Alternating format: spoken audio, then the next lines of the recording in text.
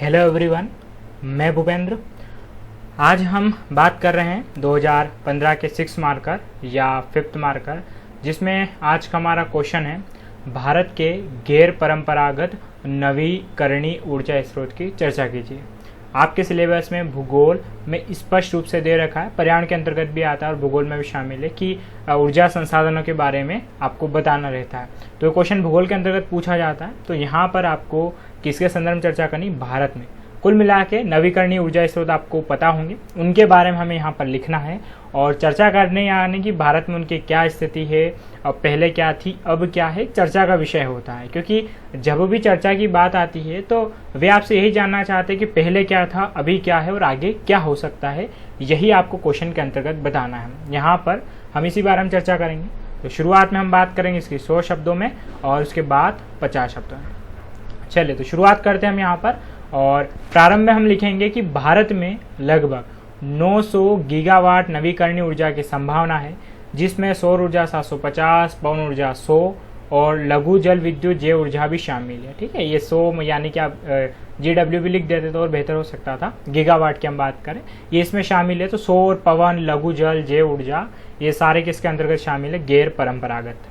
अगर भारत के संदर्भ में हम स्पष्ट बात करें कि भारत में कौन कौन से हैं, तो यहाँ पर हमें देखने को मिलेगा एक अच्छा सा आपको डायग्राम बनाना ही होता है हमेशा की तरह। तो सौर ऊर्जा, फिर पवन ऊर्जा, भूतापीय ऊर्जा, देन ज्वारीय ऊर्जा, समुद्री तरंगी ऊर्जा, बायोमास और इथेनॉल। तो ये आपको डायग्राम बनाना है भारत के प्रमुख नवीकरणीय ऊर्जा स्रोत। और देन इसके बाद में आपको क्या करना है कि इनके बारे में इन शॉर्ट चर्चा करनी रहेगी। हालांकि सौर ऊर्जा और पवन ऊर्जा काफ़ी महत्वपूर्ण है, तो इनके बारे में आप थोड़ा सा ज़्यादा लिख दीजिए। देन अदर जो भी हैं उनके बारे में इन शॉर्ट आप लिख सकते हैं। चलिए तो आगे बढ़ते हैं हम यहाँ पर। और फिर सबसे पहले हम बात करेंगे सौर ऊर्जा को लेकर।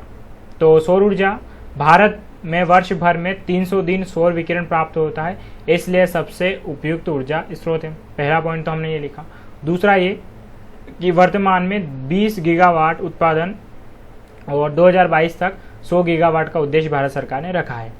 तीसरे नंबर पर महाराष्ट्र, राजस्थान, गुजरात में अत्यधिक सौर ऊर्जा का उत्पादन होता है। और चौथे पे आएगा इसे बढ़ावा देने हेतु भारत द्वारा अंतर्राष्ट्रीय सौर गठबंधन की स्थापना की गई।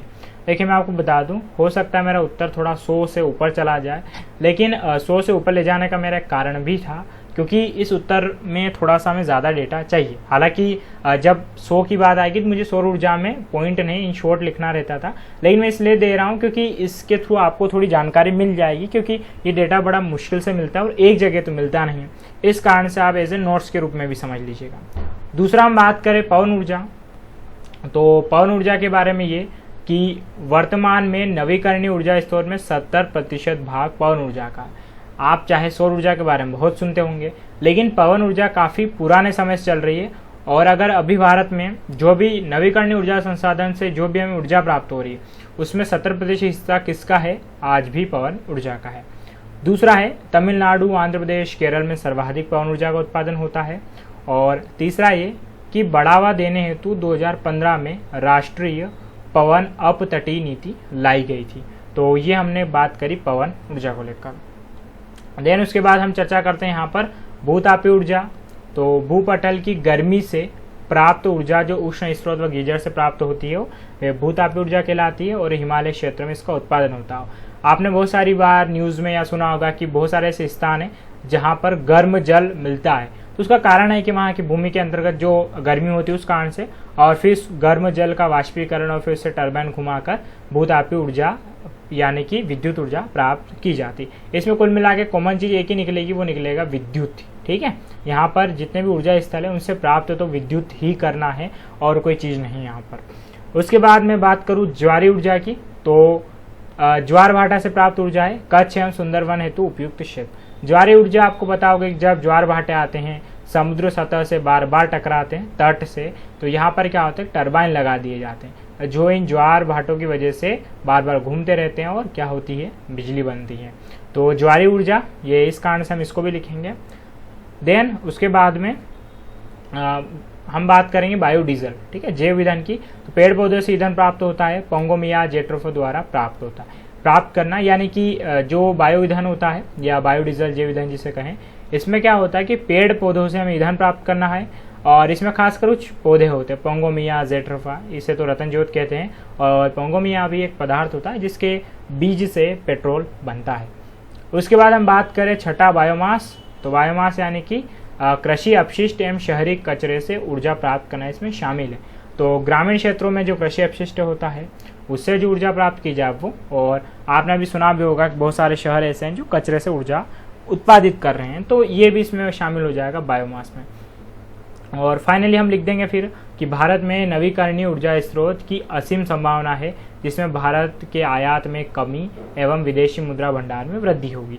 स्वाभाविक सी बात है, जब हम ऊर्जा बढ़ाने लग जाएंगे तो अभी क्या होता है, अधिकांशतः परिवहन में कच्चा तेल प्रयोग होता है और इस कच्चे तेल में हम 80% पैसा खर्च कर देते हैं, यानी कि आयात करते हैं 80%, तो इसमें हमारी बहुत सारी राशि लग जाती है फॉरेक्स की। तो इस कारण से अब ये तो हमने लिखा 100 और ज़्यादा भी मैं कह सकता हूँ। अगर इसमें बात आती 50 की, ओके, 50 में आपको क्या करना है फिर, ये तो आपको लिखने की ज़रूरत है नहीं, 50 की अगर बात आती तो हाँ, ये डायग्राम आप ज़रूर बनाते हैं भारत में नवीकरणीय ऊर्जा स्रोत, और फिर आप 5 पॉइंट बनाते हैं डायरेक्ट। पहले पॉइंट में सौर ऊर्जा के बारे में लिख देते हैं कि सौर ऊर्जा भारत में 20 वर्ष है और अगले वर्ष इसकी 100 गीगावाट की संभावना है। तो ऐसे करके आपको क्या करना था कि सौर ऊर्जा, फिर उसके बाद पवन ऊर्जा में 70% हिस्सा और एग्जाम्पल करके राज्य प्रमुख, फिर आपको क्या करना है भूतापी ऊर्जा, और उसके बाद में फिर ज्वारी ऊर्जा। तो इनके बारे में आपको एक लाइन लिखना है। अमूमन आप 5 से 7 लाइन इसमें लिख सकते हैं 50 शब्दों में। इस बात का आपको खास ध्यान रखना।